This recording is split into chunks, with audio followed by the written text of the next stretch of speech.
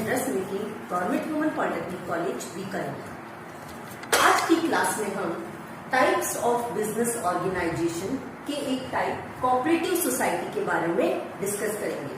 Types of business organisation के अंतर्गत हम sole proprietorship, partnership, joint stock company के बारे में पहले पढ़ चुके हैं।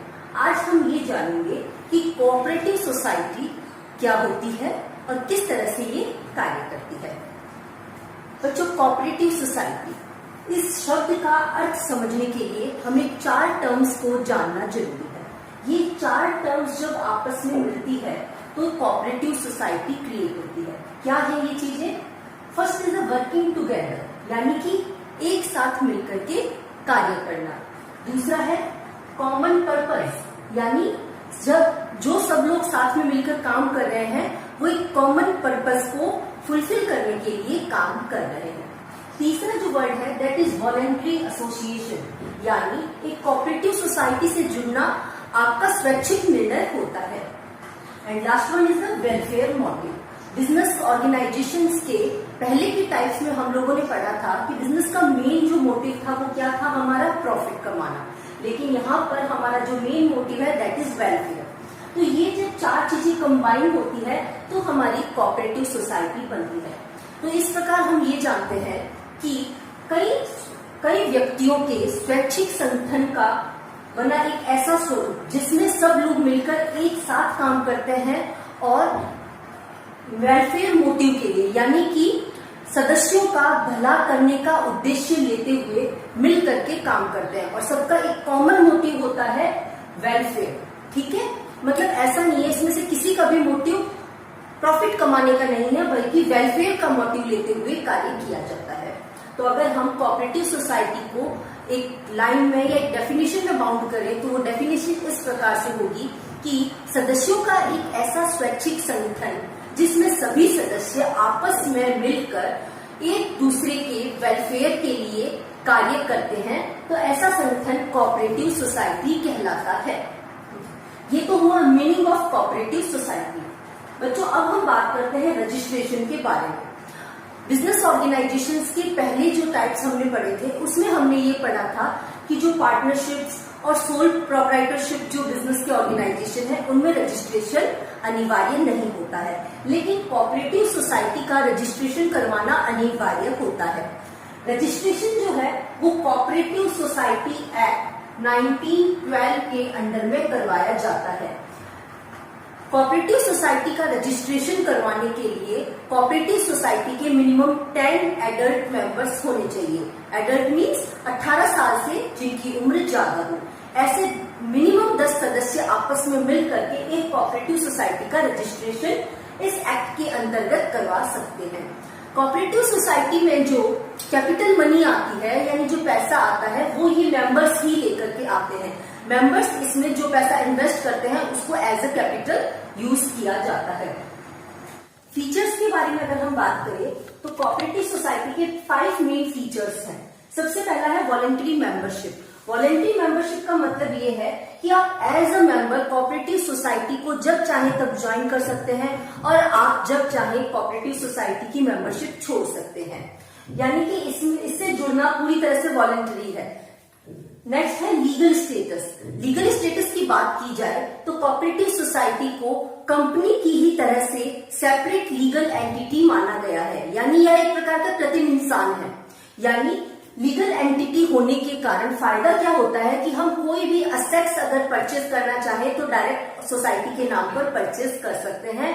जो भी इसके लायबिलिटीज होती हैं वो इसकी खुद की होती है, सोसाइटी की खुद की होती है। यानी ओनर जो होते हैं, जो इसमें पैसे इन्वेस्ट कर रहे हैं, मेंबर्स जो हैं, उनकी बजाय खुद सोसाइटी के नाम पर हम असेट्स ले सकते हैं और लायबिलिटीज जो है वो भी सोसाइटी की होती है।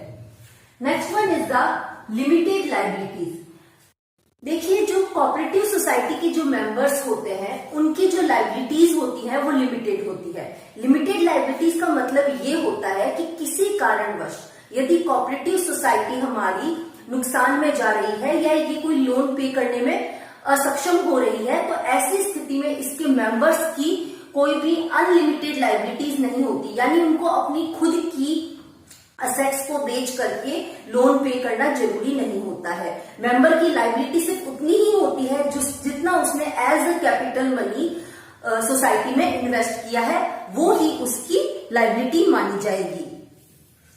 Next one is the control by elected managing committee.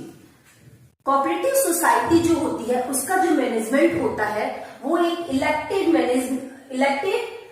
Managing committee के द्वारा किया जाता है। ये इलेक्टेड मैनेजिंग कमेटी ये होती है बच्चों, कोऑपरेटिव सोसाइटी पूरी तरह से डेमोक्रेसी के सिद्धांत पर कार्य करती है। जितने भी मेंबर्स होते हैं वो वोटिंग में पार्टिसिपेट करते हैं और वोटिंग के थ्रू ही एक कमेटी बनाई जाती है जिसे इलेक्टेड मैनेजिंग कमेटी कहते हैं।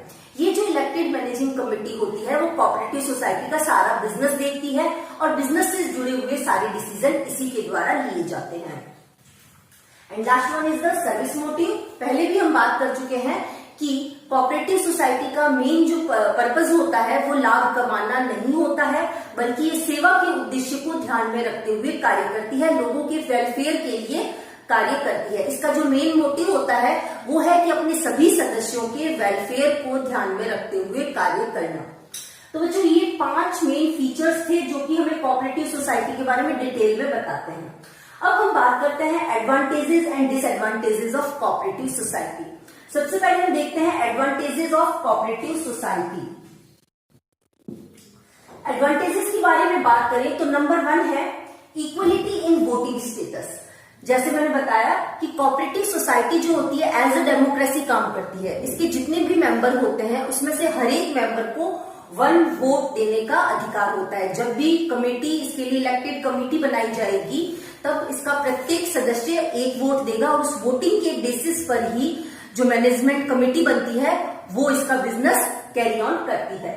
Next one is the limited liabilities. Limited liabilities पहले भी हम डिस्कस कर चुके हैं कि मेंबर्स जो है उनका उत्तरदायित्व रहता है सिर्फ अपनी कैपिटल मनी तक। जैसे किसी पर्सन ने 10,000 रुपए का इन्वेस्टमेंट एज ए कैपिटल किया है, तो अगर किसी कंडीशन में कंपनी पर लोन पेएबिलिटी आती है या किसी कारण से कंपनी नहीं कोऑपरेटिव सोसाइटी पर लोन पेएबिलिटी आती है या फिर जो हमारी सोसाइटी नुकसान में जा रही है, तो इसके मेंबर को उतना ही पैसा भरना होता है जितना उसने as a capital money invest किया है। उससे 1 पैसा भी ज्यादा आप उस मेंबर से नहीं ले सकते हैं।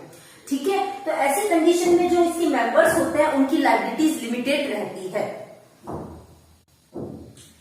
Next one is the stable existence. Stable existence के बारे में अगर हम बात करें तो कंपनी में हम ये चीज पढ़ चुके हैं कि जिस प्रकार कंपनी की एक स्टेबल एग्जिस्टेंस होती है उसी तरह से कोऑपरेटिव सोसाइटी की भी स्टेबल एग्जिस्टेंस होती है। इसका मतलब यह है कि यदि इसकी किसी मेंबर की मृत्यु हो जाती है या फिर वो पागल हो जाता है या और कोई कारण से वो कार्य करने में समर्थ नहीं रहता है, तो कोऑपरेटिव सोसाइटी खत्म नहीं होती है, बल्कि इसके मेंबर्स आते जाते रहते हैं, लेकिन जो कोऑपरेटिव सोसाइटी है उसका जो स्टेटस है वो बना रहता है, उसकी एग्जिस्टेंस जो है वो बनी रहती है।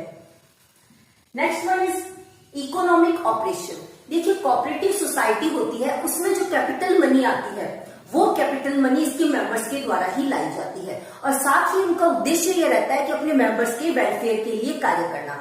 तो इसके लिए ये अपने जो भी असेट्स, जो भी कैपिटल है या जो भी इन्वेस्टमेंट्स हैं उनको काफी इकोनॉमिकल यानी सोच समझकर खर्च करते हैं। ठीक है, इसके लिए वो क्या करेंगे, मैनेजमेंट कमेटी जो है वो सदस्यों में से ही चुनकर बनाई जाती है ताकि उनको उनके लिए एक्स्ट्रा पे ना करना पड़े।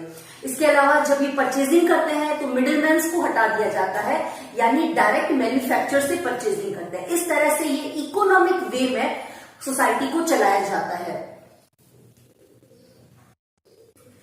Next one is the support from the government. देखिए कोऑपरेटिव सोसाइटी जो है वो पूरी तरह से पब्लिक वेलफेयर के लिए या ऐसा कहा जाए अपने मेंबर्स के वेलफेयर के लिए कार्य करती है।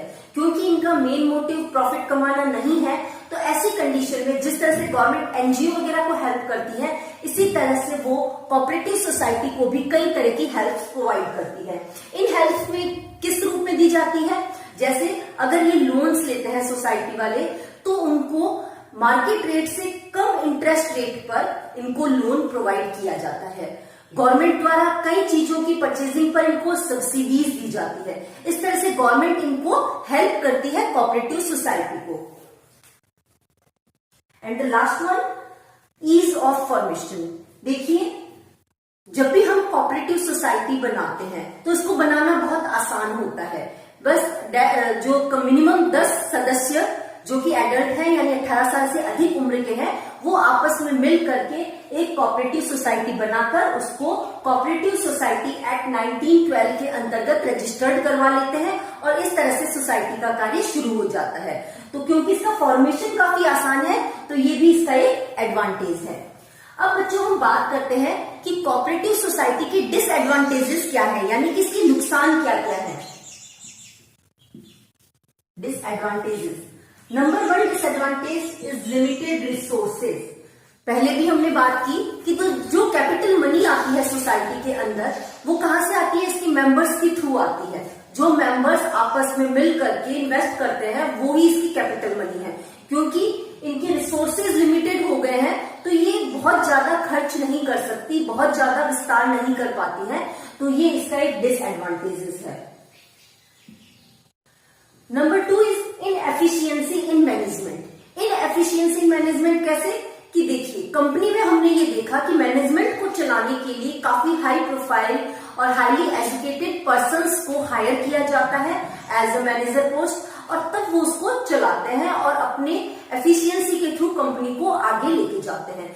लेकिन हमारा जो कोऑपरेटिव सोसाइटी है इसमें एक तो हमारे रिसोर्सेज लिमिटेड है, दूसरा हम इसको इकोनॉमिकली ऑपरेट कर रहे हैं, यानी काफी सोच समझकर खर्चे कर रहे हैं हम इसके अंदर। इसके लिए जो मैनेजमेंट जो होता है वो इलेक्टेड मैनेजमेंट कमेटी के द्वारा ही चलाया जाता है। तो जो इलेक्टेड मैनेजमेंट कमेटी के सदस्य होते हैं वो उन्हीं लोगों में से होते हैं जो सोसाइटी के मेंबर्स हैं। तो हो सकता है कि ये सदस्य जो हैं वो बहुत ज्यादा एफिशिएंट ना हो या इनके द्वारा लिए गए निर्णय बहुत ज्यादा एक्यूरेट ना हो। तो ऐसी कंडीशन में नुकसान किसको उठाना पड़ता है, सोसाइटी को। तो ये भी इसका एक डिसएडवांटेज है। Next one is the lack of secrecy, यानी कि गोपनीयता का अभाव। देखिए, जो सोसाइटी है ये क्या होती है कि इसमें मिनिमम 10 मेंबर्स हैं और ज्यादा तो इसमें कितने भी हो सकते हैं मैक्सिमम तो इतने सदस्य जो कि एक डेमोक्रेसी को आधार मान के चल रहे हैं, तो उनमें कभी न कभी मतभेद होने शुरू हो जाते हैं। तो ऐसी कंडीशन में उनके मतभेदों का प्रभाव पड़ता है कोऑपरेटिव सोसाइटी पर। प्लस ये जो भी डिसीजन लिए जाते हैं कोऑपरेटिव सोसाइटी के, वो सारे डिसीजंस जो होते हैं वो सबके साथ मिलकर लिए जाते हैं और उसके बारे में सभी मेंबर्स को बताया जाना आवश्यक होता है। तो ऐसी कंडीशन में कंपनी के कुछ सीक्रेट्स जो होते हैं उनको मेंटेन रखना पॉसिबल नहीं हो पाता है।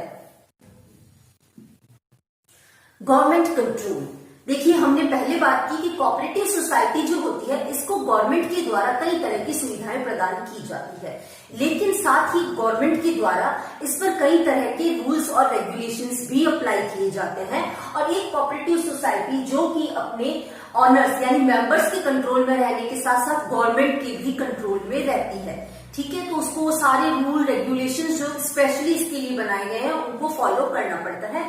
That is also a disadvantage. And last one is differences in opinion. वही बात है, लैक ऑफ सीक्रेसी किस कारण हो रही है कि इसके जो मेंबर्स हैं उनमें ओपिनियन डिफरेंस आ जाता है, यानी उनके बीच में मतभेद आ जाते हैं। तो ऐसी कंडीशन में क्या होता है, उनके मतभेदों का असर सोसाइटी के बिजनेस पर पड़ता है और ओवरऑल सारे मेंबर्स को भुगतना पड़ता है। So that is also a disadvantages of cooperative society. तो बच्चों ये तो हमने बात कर ली कोऑपरेटिव सोसाइटी के बारे में। अब हम बात करते हैं टाइप्स ऑफ कोऑपरेटिव सोसाइटी, यानी ये कोऑपरेटिव सोसाइटी जो है कितने प्रकार की होती है। मतलब यहाँ पर मेनली है वो 6 टाइप्स ऑफ कोऑपरेटिव सोसाइटी है। 6 तरह की कोऑपरेटिव सोसाइटीज मुख्य रूप से पाई जाती है। तो इनके बारे में भी हम शॉर्ट में देख लेते हैं। Number 1 is the consumer cooperative society. Consumer, नाम से ही पता चल रहा है कि जो कंज्यूमर यानी उपभोक्ता है वो आपस में मिल करके एक कोऑपरेटिव सोसाइटी बना लेते हैं। इनका मेन मोटिव क्या होता है, जो उपभोक्ताओं को जो सामान है, जो गुड्स है वो कम कीमत में मिल पाए। तो इसके लिए ये लोग क्या करते हैं, कोऑपरेटिव सोसाइटी जो होती है वो डायरेक्ट मैन्युफैक्चर से परचेजिंग करती है और मिडिल मैन्स को हटा दिया जाता है। तो मिडिल मैन्स के हट जाने के कारण इनको कम कीमत में सामान मिलता है और वो सामान वापस इसके आगे मेंबर्स को दे दिया जाता है। तो इस तरह से कंज्यूमर्स को क्या होता है, फायदा होता है। नेक्स्ट जो टाइप है that is producers cooperative society. Producers cooperative society में जो छोटे प्रोड्यूसर्स होते हैं यानी कि उत्पादक होते हैं, वो क्या करते हैं, आपस में मिलकर के कोऑपरेटिव सोसाइटी बना लेते हैं। और ये जो कोऑपरेटिव सोसाइटी होती है, इसका मेन काम क्या होता है कि ये लोग मिलकर के रॉ मटेरियल की परचेज करते हैं। तो क्योंकि सब लोग मिलकर के एक साथ रॉ मटेरियल खरीद रहे हैं, तो उसको उनको कम कीमत के अंदर मिल जाता है। इसके अलावा नई जो मशीनरी, नई टेक्नोलॉजीज जो है, वो भी इनके द्वारा, जो क्योंकि अकेला एक प्रोड्यूसर तो उसको परचेज कर नहीं सकता था, तो सारे प्रोड्यूसर मिल करके नई मशीनरी को परचेज कर पाते हैं। ठीक है, और इसी तरह से प्रोड्यूसर्स के वेलफेयर के लिए डिसीजन लिए जाते हैं। तो ये जो सोसाइटी होती है उसको हम बोलते हैं producers cooperative society. Third type is the cooperative marketing society. ये भी एक तरह की प्रोड्यूसर्स कोऑपरेटिव सोसाइटी का ही एक टाइप है। प्रोड्यूसर कोऑपरेटिव सोसाइटी में जहां रॉ मटेरियल और मशीनरी के परचेजिंग से रिलेटेड कार्य किया जाता था, वहीं पर यहाँ पर क्या करते हैं, जो छोटे प्रोड्यूसर्स हैं वो एक साथ मिल करके अपना सारा जो प्रोडक्शन है, जो उत्पादन है, उसको मिल करके सेल आउट करते हैं, बेचते हैं। तो जब मिल करके सेल आउट करते हैं तो उससे इन्हें क्या होता है, मार्केट में ये अच्छी कीमत पर अपने सामानों को बेच पाते हैं और साथ ही जो बड़े प्रोड्यूसर्स हैं उनको भी मार्केट में कंपटीशन दे पाते हैं। Fourth one is the cooperative farming society. इसको हम एग्रीकल्चर कोऑपरेटिव सोसाइटी के नाम से भी जानते हैं। ये जो सोसाइटी होती है वो छोटे छोटे फार्मर्स के द्वारा मिलकर के बनाई जाती है।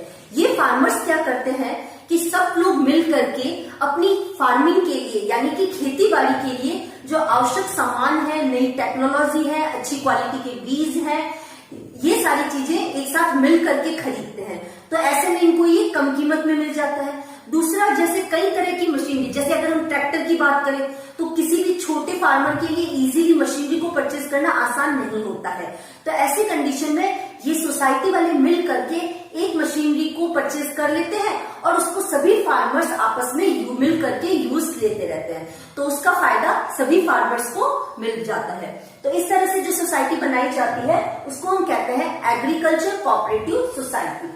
एक फायदा और ये होता है कि क्योंकि किसानों के पास बहुत ही छोटी छोटी जमीनें होती है और उनमें खेती करने का फायदा नहीं हो पाता है पूरी तरह से उनको, तो ये सारे किसान आपस में मिलकर सारी जमीन को एक साथ में कंबाइन कर लेते हैं और एक साथ उस पर किसी भी तरह का उत्पादन करते हैं या जो मशीनरी है उसको यूज में लेते हुए खेती बाड़ी करते हैं। तो इससे इनको प्रोडक्शन में फायदा मिलता है और ये फायदा जो होता है उससे जुड़े हुए सोसाइटी के सभी मेंबर्स जो किसान होते हैं उनको भी मिलता है। फिफ्थ जो टाइप है that is cooperative credit society. देखिए नाम से पता चल रहा है क्रेडिट यानी उधार की बात हो रही है यहाँ पर। इसमें क्या करते हैं कि कई लोग जिनकी फाइनेंशियल कंडीशन ज्यादा अच्छी नहीं होते हैं या कह सकते हैं समाज के कमजोर वर्ग के जो लोग हैं वो आपस में मिलकर के इस तरह की सोसाइटी बना लेते हैं और ये सोसाइटी के थ्रू अपने मेंबर्स को कम इंटरेस्ट रेट पर लोन अवेलेबल करवाते हैं। तो इससे फायदा ये मिलता है कि जो इनको छोटी छोटी पूंजी क्रेडिट के रूप में लेनी होती है और इसको लेने के लिए इनको बैंक की फॉर्मेलिटीज नहीं करनी पड़ती है, साहूकारों के चंगुल में नहीं फंसना पड़ता है और साथ ही इनको कम इंटरेस्ट रेट पर और छोटी छोटी इंस्टॉलमेंट में पे करने का ऑप्शन भी मिल जाता है।